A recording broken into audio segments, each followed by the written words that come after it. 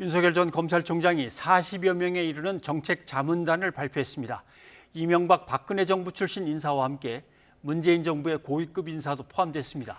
최재형 전 감사원장이 상대적으로 공약 마련에 어려움을 겪고 있는 가운데 기존 국민의힘 주자들은 윤석열, 최재형 두 주자를 견제하는 데에 집중하고 있습니다. 황혜경 기자입니다. 4차례에 걸쳐 캠프 영입 인사를 발표한 윤석열 전 검찰총장이 이번에는 대규모 정책 자문단 인사들을 공개했습니다. 1차로 먼저 공개한 자문단 인사들은 모두 42명.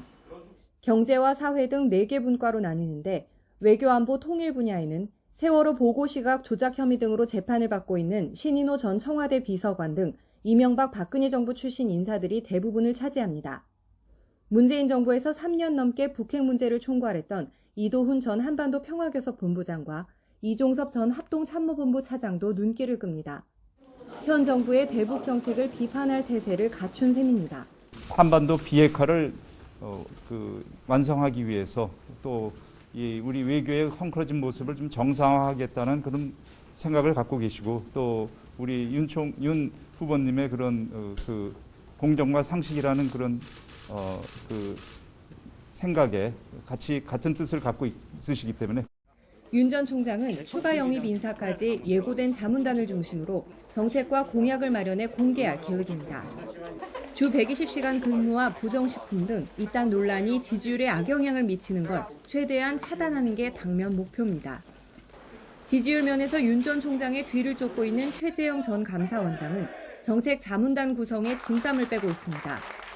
국민의힘 입당은 먼저 했지만 사실상 정치 후발주자다 보니 인재 영입은 물론 정책과 공약 마련이 쉽지 않은 상황입니다. 가장 기본이라 할 수 있는 부동산 문제는 민간 주도의 공급 확대라는 큰 그림을 제시하긴 했지만 여야를 막론하고 정치 초년생이라는 공격을 받고 있습니다. 복잡한 전문화된 사회에서 대통령이 된다고 해서 모든 걸 다 알 수 없는 거 아닙니까? 각 분야에 정말 실력 있는 전문가를 써서 그분들과 함께 일하면 또 그 부분은 얼마든지 보충할 수 있고. 홍준표, 유승민, 원희룡 등 기존 국민의힘 주자들은 정책과 공약 마련에 있어선 외부 출신 주자들보단 낫다는 평가가 나옵니다. 하지만 지지율이 좀처럼 오르지 않아 존재감 미흡이라는 난관에 봉착해 있습니다. 때문에 일단 윤석열, 최재형 두 주자에 대한 공세와 견제에 집중해 힘을 빼놓은 뒤 정책과 공약으로 승부를 볼 수 있다는 전략이 깔린 것으로 보입니다.